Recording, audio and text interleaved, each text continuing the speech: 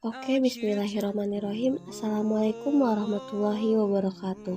Selamat pagi semuanya. Saya Vidyawati dari kelompok 7. Pada pertemuan kali ini kita akan bersama-sama melaksanakan kegiatan diskusi membahas tentang akuntansi pertanggungjawaban, pengukuran kinerja, dan model pengambilan keputusan taktis. Yang pertama adalah akuntansi pertanggungjawaban. Hah, emang akuntansi ngapain sampai harus tanggung jawab? Jadi, akuntansi pertanggungjawaban adalah sistem yang dirancang untuk mengevaluasi kinerja pusat pertanggungjawaban. Perusahaan yang memiliki beberapa jenis pusat pertanggungjawaban biasanya akan memilih satu dari dua pendekatan. Pasti kalian udah pernah dengar istilah ini, sentralisasi dan desentralisasi.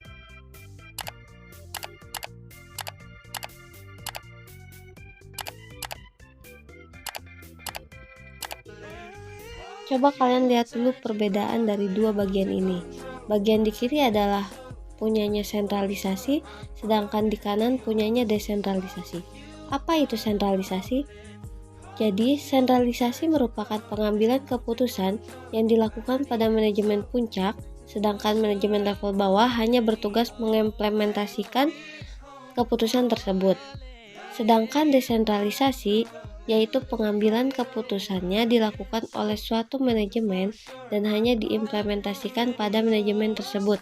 Dengan kata lain, mau manajemen lower, middle, ataupun top sekalian berhak untuk mengambil keputusan dan nantinya akan dikoordinasikan dengan top manajemen.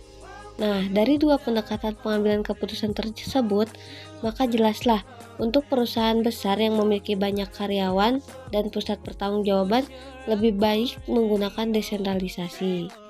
Nah, alasan perusahaan menggunakan desentralisasi kira-kira ada 4 poin. Yang pertama, mudah mengumpulkan informasi. Kualitas keputusan dipengaruhi oleh kualitas informasi yang tersedia. Yang kedua yaitu perusahaan lebih fokus pada rencana strategis. Nah, karena pengambilan keputusan adalah ranahnya masing-masing manajemen, maka manajemen pusat tugasnya adalah memikirkan strategi planning dan koordinasi keputusan yang telah diambil oleh si manajemen bawah.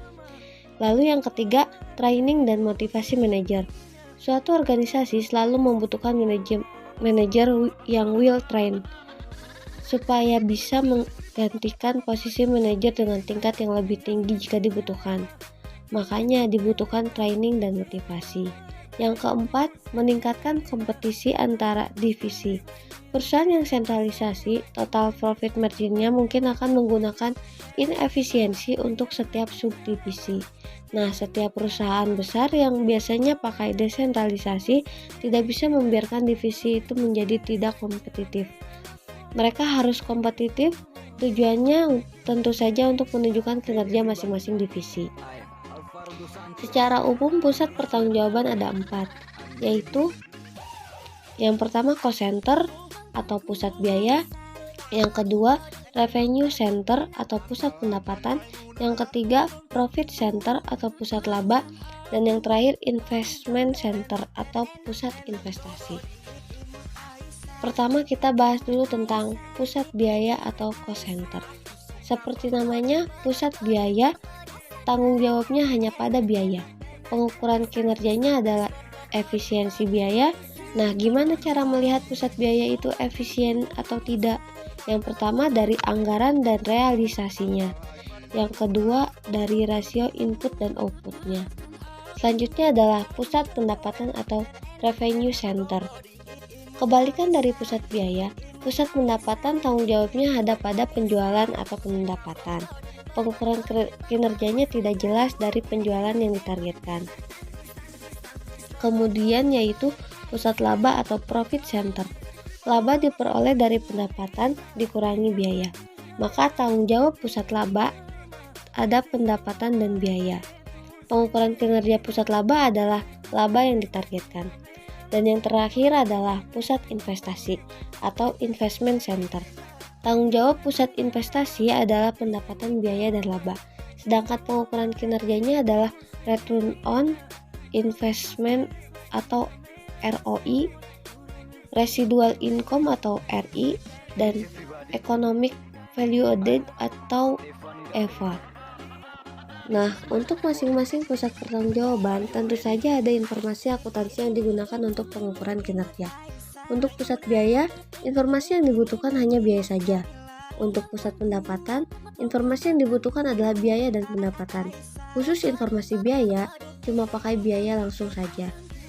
Untuk pusat laba, informasi yang dibutuhkan adalah biaya dan pendapatan juga, tapi biayanya menggunakan semua jenis biaya. Dan yang terakhir, pusat investasi. Informasi yang dibutuhkan adalah biaya penjualan investasi dan informasi lainnya.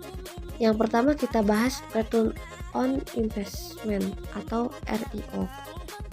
RIO ini adalah rasio uang yang diperoleh atau dikeluarkan pada suatu investasi. Rumusnya adalah RIO sama dengan laba operasional dibagi dengan aset operasional rata-rata. Nah, aset operasional rata-rata diperoleh dari nilai buku awal ditambah nilai buku akhir, si asetnya dibagi 2. Ini adalah contoh untuk menghitung RIO tahun 2018 dan 2019. Untuk produk A dan produk B, tinggal dimasukin aja angkanya ke rumus ya. Ingat, rumusnya laba operasional dibagi dengan aset operasional rata-rata. Untuk tahun 2018, produk A ROI-nya 18%, sedangkan produk B 18% juga. Sedangkan untuk tahun 2019, ROI produk A adalah 20% dan produk B 15%. Artinya apa? ROI produk A meningkat 2% dari 18% menjadi 20%. Kalau dilihat-lihat, penyebabnya adalah laba operasional yang meningkat. Sedangkan ROI produk B menurun 3% dari 18% menjadi 15%. Penyebabnya adalah laba operasional yang menurun. Artinya, tingkat pengambilan investasi produk A lebih bagus daripada produk B. Kemudian apa saja sih manfaat dan kelemahan ROI itu? Kita bahas di sini manfaat-manfaat ROI. Yang pertama adalah mendorong manajer untuk fokus pada hubungan antara penjual biaya dan investasi. Yang kedua, mendorong manajer untuk fokus pada efisiensi. Dan yang ketiga, mendorong manajer untuk fokus pada efisiensi aset operasional. Sedangkan kelemahannya adalah yang pertama, mempersempit fokus manajer pada probabilitas divisi dan melupakan tujuan perusahaan. Yang kedua, hanya fokus pada jangka pendek saja. Sekarang kita bahas pengukuran kinerja kedua, yaitu residual income atau laba residu. Residual income adalah selisih antara laba operasional dan juga uang minimum yang kembali dari penjualan. Rumusnya adalah laba operasional dikurangi tingkat pengembalian minimum dikali aset operasional rata-rata. Ini adalah contoh soal residual income-nya. Di informasi soal ini banyak yang gak digunakan. Jadi jangan tertipu dengan semua informasi yang tersedia ya. Tinggal masukin aja angkanya ke rumus ya. Maka diperoleh residual income-nya Rp12.000. Artinya, si divisi memperoleh laba lebih besar dari tingkat pengembalian minimum. Apa artinya kalau residual income kurang dari 0 atau sama dengan 0? Kalau kurang dari 0, divisi memperoleh laba kurang dari tingkat pengembalian minimum. Sedangkan sama dengan 0, artinya divisi memperoleh laba sama dengan tingkat pengembalian minimum. Lalu apa manfaat dan kekurangan residual income? Manfaatnya adalah memberikan pandangan yang berbeda untuk profitabilitas, sedangkan kelemahannya adalah hanya fokus pada jangka pendek dan perbandingan langsung tiap tahunnya cukup sulit. Yang selanjutnya kita bahas tentang pengukuran kinerja. Pengukuran kinerja adalah tindakan pengukuran yang dilakukan terhadap berbagai aktivitas dalam rantai nilai yang ada pada perusahaan. Hasil pengukuran tersebut kemudian digunakan sebagai umpan balik dalam bentuk tindakan yang efektif dan efisien, dan akan memberikan informasi tentang investasi pelaksanaan suatu rencana dan titik di mana perusahaan memerlukan penyesuaian-penyesuaian atas aktivitas perencanaan dan pengendalian. Menurut Hansen dan Mowen, pengukuran kinerja terbagi menjadi 2 kelompok, yaitu tradisional dan kontemporer. Pengukuran kinerja tradisional dilakukan dengan membandingkan kinerja aktual dengan kinerja yang dianggarkan atau biaya standar sesuai dengan karakteristik pertanggungjawabannya. Pengukuran kinerja kontemporer menggunakan aktivitas sebagai fondasinya. Ukuran kinerja dirancang untuk menilai seberapa baik aktivitas dilakukan dan dapat mengidentifikasi apakah telah dilakukan perbaikan yang berkesinambungan. Tujuan pengukuran kinerja adalah sebagai berikut. Yang pertama, mengetahui tingkat ketercapaian tujuan organisasi. Yang kedua, menyediakan sarana pembelajaran pegawai. Yang ketiga, memperbaiki kinerja periode-periode berikutnya. Yang keempat, memberikan pertimbangan yang sistematik dalam pembuatan keputusan, pemberian penghargaan dan hukuman. Yang kelima, motivasi pegawai. Dan yang keenam, menciptakan akuntabilitas publik. Adapun manfaat pengukuran kinerja adalah sebagai berikut. Yang pertama, menelusuri kinerja terhadap harapan pelanggan sehingga akan membawa perusahaan lebih dekat pada pelanggannya dan membuat seluruh orang dalam organisasi terlibat dalam upaya memberikan kepuasan kepada pelanggan. Yang kedua, memotivasi pegawai untuk melakukan pelayanan sebagai bagian dari mata rantai pelanggan dan pemasok internal. Yang ketiga, mengidentifikasi berbagai pemborosan sekaligus mendorong upaya-upaya pengukuran terhadap pemborosan tersebut atau reduction of waste. Yang keempat, membuat suatu sasaran strategis yang biasanya masih kabur menjadi lebih konkret sehingga mempercepat proses pembelajaran organisasi. Dan yang kelima, membangun konsensus untuk melakukan suatu perubahan yang memberi reward atas perilaku yang diharapkan tersebut. Uraian manfaat pengukuran kinerja tersebut sudah cukup baik, hanya saja kekurangannya belum mengungkapkan manfaat pengukuran kinerja terkait dengan aspek non-market, yaitu lingkungan dan sosial. Terdapat syarat-syarat yang harus dipenuhi dalam pengukuran kinerja, yaitu yang pertama, spesifik dan jelas untuk menghindari kesalahan interpretasi. Yang kedua, dapat diukur secara objektif, baik secara kualitatif maupun kuantitatif. Yang ketiga, menangani aspek-aspek yang relevan. Yang keempat, harus penting atau berguna untuk menunjukkan keberhasilan input-output, hasil atau outcome, manfaat maupun dampak serta proses. Yang kelima, fleksibel dan sensitif terhadap perubahan pelaksanaan. Yang keenam, efektif dalam arti datanya mudah diperoleh, diolah, dianalisis dengan biaya yang tersedia. Selanjutnya, terdapat beberapa indikator dalam pengukuran kinerja, yaitu sebagai berikut. Yang pertama, indikator kinerja input atau masukan, yaitu indikator yang dibutuhkan agar pelaksanaan kegiatan dapat menghasilkan keluaran yang ditentukan, misalnya dana, sumber daya manusia, informasi, dan lain-lain. Yang kedua, indikator kinerja output atau keluaran, yaitu suatu yang diharapkan langsung dicapai dari suatu kegiatan yang dapat berupa fisik ataupun non-fisik. Yang ketiga, indikator kinerja outcome atau hasil, yaitu segala sesuatu yang mencerminkan berfungsinya keluaran atau output kegiatan pada jangka menengah atau efek langsung. 4. Indikator kinerja benefit atau manfaat, yaitu sesuatu yang terkait dengan tujuan akhir dari pelaksanaan kegiatan.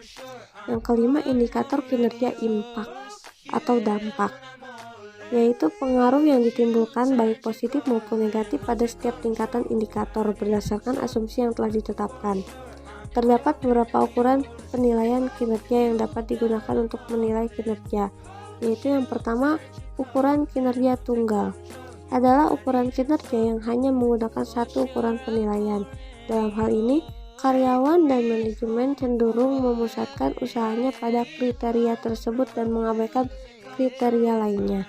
Yang kedua, ukuran kinerja beragam adalah ukuran kinerja yang menunjukkan berbagai macam ukuran untuk menilai kinerja. Yang ketiga, ukuran kinerja gabungan. Dengan adanya kesadaran beberapa kriteria lebih penting bagi perusahaan secara keseluruhan dibandingkan dengan tujuan lain, maka perusahaan melakukan pembobotan terhadap ukuran kinerjanya. Yang terakhir, terdapat beberapa langkah yang dilakukan dalam proses pengukuran kinerja, yaitu yang pertama, mendefinisikan misi, penetapan tujuan, sasaran, dan strategi perusahaan. Yang kedua, penetapan dan pengembalian indikator. Yang ketiga, pengukuran kinerja dan penelitian hasil pengukuran. Yang keempat, pelaporan hasil-hasil secara formal. Pengambilan keputusan taktis atau lebih dikenal dengan sebutan tactical decision making. Apa itu pengambilan keputusan taktis? Pengambilan keputusan taktis adalah memilih beberapa alternatif untuk jangka pendek yang akan berdampak besar untuk jangka panjang. Ingat ya, taktis berarti jangka pendek, sedangkan strategi berarti jangka panjang. Jadi keputusan taktis ini adalah keputusan untuk jangka pendek, tapi diharapkan akan berdampak ke jangka panjang. Berikut ini adalah 6 langkah pengambilan keputusan taktis. Langkah pertama adalah mengenai dan menetapkan masalah yang spesifik. Misalnya, semua anggota tim manajemen Tidwell mengakui kebutuhan tambahan ruangan untuk gudang, kantor, dan produksi cetakan plastik. Luas ruangan yang dibutuhkan, alasan kebutuhan, dan bagaimana tambahan ruangan itu akan dimanfaatkan merupakan dimensi penting dari masalah tersebut. Namun masalah utamanya adalah bagaimana memperoleh tambahan ruangan tersebut. Langkah kedua yaitu identifikasi alternatif solusi atau membuat daftar dan mempertimbangkan solusi yang layak. Misalkan, hasil identifikasi alternatif solusi adalah sebagai berikut. Yang pertama, membangun fasilitas baru. Yang kedua, meleasing fasilitas yang lebih besar. Yang ketiga, meleasing fasilitas tambahan. Yang keempat, meleasing ruang untuk gudang. Yang kelima, membeli komponen produk sehingga tidak perlu memproduksi sendiri. Selanjutnya, pada langkah ketiga, biaya dan manfaat yang berkaitan dengan setiap alternatif yang layak diidentifikasikan. Akuntan manajemen bertanggung jawab atas pengumpulan data yang diperlukan. Anggaplah perusahaan menetapkan bahwa biaya pembuatan tangkai dan packing mencakup berikut ini. Yang pertama, bahan langsung 130.000. Selanjutnya, tenaga kerja langsung 150.000 dan overhead variabel 65.000. Sehingga total biaya produksi variabel yaitu Rp345.000. Selain itu, gudang harus dilease untuk mengatasi masalah ruangan apabila perusahaan meneruskan produksi tangkai dan packing secara internal. Gudang yang sesuai telah ditemukan lease sebesar Rp135.000 per tahun. Alternatif kedua adalah membeli tangkai dan packing secara eksternal serta memanfaatkan ruangan produksi yang telah dikosongkan. Pemasok luar telah menawarkan untuk memasok produk secukupnya kira-kira Rp460.000 per tahun. Perlu dijelaskan di sini bahwa ketika pola arus kas menjadi semakin rumit pada alternatif yang bersaing, maka semakin sulit menghasilkan aliran arus kas yang sama bagi masing-masing alternatif. Dalam keadaan demikian, prosedur yang lebih canggih sebaiknya digunakan pada saat melakukan analisis. Langkah selanjutnya, langkah keempat, yaitu menghitung total biaya dan manfaat yang relevan untuk setiap alternatif yang layak. Kita sekarang tahu bahwa alternatif 4 yaitu terus produksi secara internal dan melease ruangan tambahan membutuhkan biaya Rp480.000. Sementara alternatif 5 yaitu membeli dari luar dan memanfaatkan ruangan sendiri membutuhkan biaya sebesar Rp460.000. Jadi, biaya diferensial adalah Rp20.000 untuk keunggulan alternatif kelima. Selanjutnya, langkah kelima, yaitu menilai faktor-faktor kualitatif. Meskipun biaya dan pendapatan yang berhubungan dengan alternatif adalah penting, namun keduanya belum mampu menjelaskan secara keseluruhan. Faktor-faktor kualitatif dapat secara nyata mempengaruhi keputusan manajer. Faktor-faktor kualitatif merupakan faktor yang sulit dinyatakan dalam angka. Sebagai contoh, Dalam keputusan produksi atau membeli yang dihadapi sebuah perusahaan, pimpinan perusahaan kemungkinan besar akan lebih memperhatikan pertimbangan kualitatif seperti mutu tangkai dan packing yang dibeli secara eksternal. Kehandalan sumber pasokan, ekspektasi stabilitas harga selama beberapa tahun berikutnya, hubungan ketenaga kerjaan, citra masyarakat, dan seterusnya. Bagaimana faktor-faktor kualitatif harus ditangani dalam proses pengambilan keputusan? Yang pertama, faktor-faktor tersebut harus diidentifikasi. Yang kedua, pengambilan keputusan harus berusaha mengkuantifikasinya. Seringkali faktor-faktor kualitatif benar-benar lebih sulit dikuantifikasi sebagai jumlah dari keterlambatan pasokan dikalikan dengan biaya tenaga kerja ketika mesin berhenti di pabrik. Akhirnya faktor-faktor kualitatif yang sesungguhnya seperti dampak keterlambatan pesanan terhadap hubungan pelanggan harus dipertimbangkan pada tahap akhir model pengambilan keputusan pemilihan alternatif dengan manfaat keseluruhan terbesar. Selanjutnya langkah ke-6 yaitu membuat keputusan.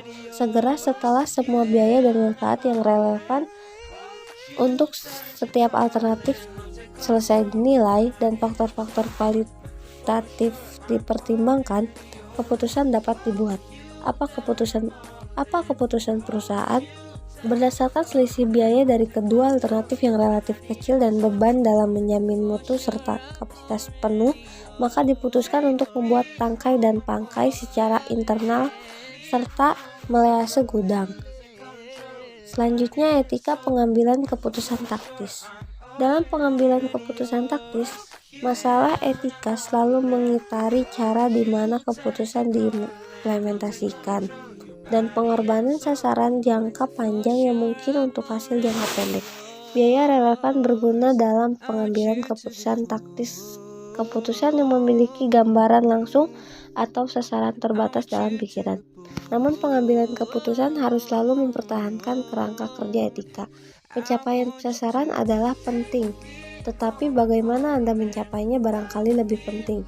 Sayangnya banyak manajer memiliki pandangan sebaliknya. Sebagian alasannya adalah tekanan berat untuk menghasilkan kinerja yang banyak dirasakan para manajer. Seringkali individu yang bukan merupakan pelaksana terbaik mengalami PHK atau demosi. Dalam kondisi demikian, sering timbul godaan untuk melakukan tindakan yang meragukan hari ini tanpa mempertimbangkan dampaknya di masa depan.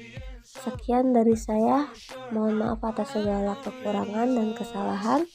Terima kasih. Wassalamualaikum warahmatullahi wabarakatuh.